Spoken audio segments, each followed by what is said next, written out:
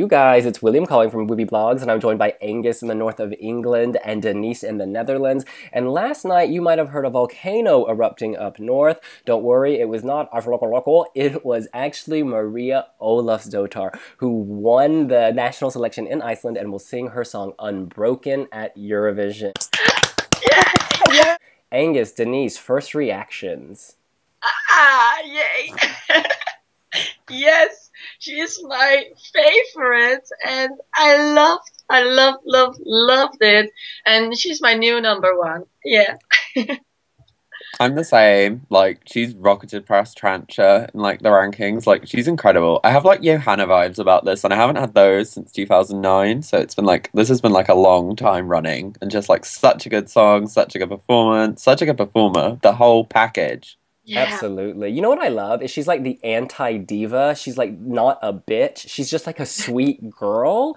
I'm getting like major Sandra Kim vibes. I don't know if it's because she looks like she's like 7 or if it's because she's just so sweet, but I'm really feeling everything about her. She's just so innocent. Like, I love the innocence. Like, when she got announced, she was literally, like, staggered and so overwhelmed. Like, so many performers around Europe can just be like, yeah, I expected to win it. And she was just so, like, touched to be chosen. And I love that. Like, she's everything. What about the song itself? When it reaches that chorus, I'm like, I like gag for air. It's fantastic. And it actually makes you feel something. Yeah, I was like worried when they said they were putting it in English because I was like, I love this in Icelandic. Like, they have a history of changing the songs and it being worse. But I actually like it's no detriment to the song whatsoever. It just almost makes it a bit more powerful. I think the Icelandic version was slightly better, but I still think that this is amazing. And I keep repeating the song, all day. What can I say? I love it. She's like my teen pop queen dream. There's something so radio friendly about this. Do you know what I mean? Like, you can put this on the airwaves like right now. You don't need to edit it. You don't need to rewrite it. It's ready to go. And I think a lot of the other Eurovision songs need a lot of editing at this point. But she's already there. This could contend in Vienna. This is like top 5 material. Easily. Absolutely. And I think her vocals, will bring her to the top 5, because at first I thought like, oh, the song is great, but I don't know, can she hit those high notes and those long notes? And but she can. She's an amazing singer, and I think people will say, oh, she's so amazing, I'll vote for her. And of course, because she's so innocent and so sweet, and I have to agree. One piece of advice, I think she needs to lose those dancers. I didn't know what they were doing on stage. It makes no sense. It kind of reminded me of a national selection in Moldova where you have dancers for everything. Like, the ballads obviously need people going like this. It just makes no sense. I think she should just stand alone because she's that strong. Yeah. I'd stand alone, but maybe like 4 or 5 backing singers just in the background to give it like the whole like ooh, like Stasi, oozy feeling, and then she'll be set, I think. But the dancers will ruin it. Just like in Ireland. The dancers always ruin it. Of course, Iceland did not hand Maria victory. She had to sing to the death in the super final against Iceland's Justin Bieber, the man Friedrich Dor, with his song Once Again. Now, you guys, he was giving me some Michael Bublé vibes, but I don't like Michael Bublé. Were you feeling it? No. Ooh. Absolutely not.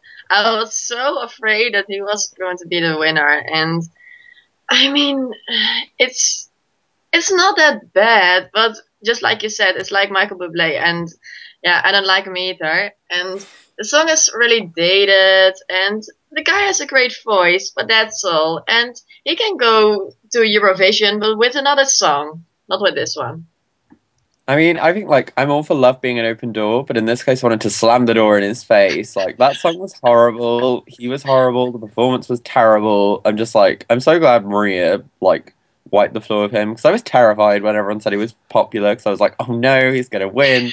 They're going to send a terrible song again. It's going to be hideous. But this was, like, so the right decision. I think that he rode his popularity to the super final. I don't think he deserved to actually be there. Like, he's got a great voice. He's like a proper talent. But as Denise says, he needs another song. Yeah, it's just like celebrity should not be the defining factor in a song contest. But it often is. I mean, like, Melfest Husband this year in Iceland was just like the same in this case. I think Friorek got a long way on pretty rather than talent. Well, but he isn't that pretty.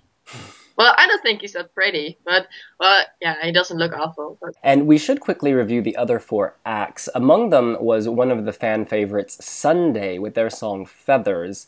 You know, the song's really psychedelic. When some of us heard it for the first time, we felt like zombies, kind of in a trance. Got a lot of comparisons to Margaret Berger. But last night, it just fell flat. I was so bored. Well, it lost its magic because of the English language. Yeah, I mean, in Icelandic, it was so magical and great, and you wanted to hear more about it, and it was like Margaret Berger.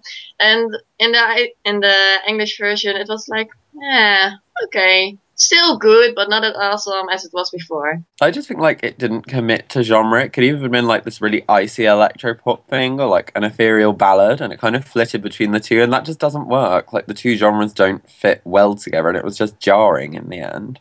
Sunday is a day of rest, and so they can rest between now and Eurovision because they ain't going nowhere, y'all. Another act was Kadam, which of course featured Daniel and his 2 Swedish sidekicks. You guys, this song was dated. This is like not 2015. This is like 1986. I can't deal with it.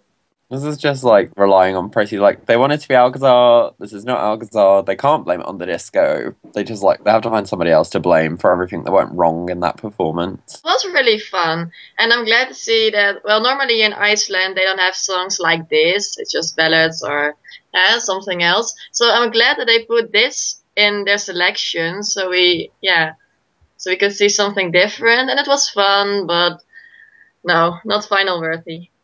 But we do give them props for wearing white jumpsuits. Another act was Ellen Sif, who I believe was the youngest singer in the competition this year. You guys, she was charismatic, she was nymph-like, she didn't win. Are you cool with that? I think so, because the song wasn't very strong. Like, she was a lovely performer, and it was a really sweet song. And, like, sweet is good, and, like, simplistic can do well, but I just think it was kind of outclassed on the night. Yeah, she is something like Maria. They are both so cute, but the song of Maria was way better, so, I don't know, her song was, again, okay. And I did kind of like it, but it wasn't that strong. This year's wild card to the final was Hauker Haidar with A Million Augenblick.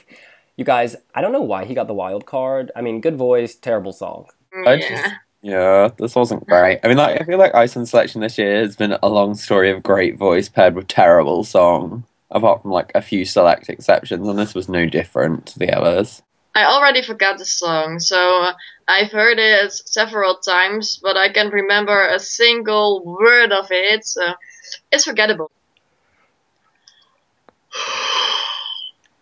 Well, the 3 of us seem to think that Maria was the rightful winner in Iceland, but what do you think? Let us know here on wiwibloggs and our Twitter and Facebook, facebook.com/wiwibloggs, Twitter @wiwibloggs, and be sure to keep reading wiwibloggs.com. Thanks so much. See you later. Bye. Bye.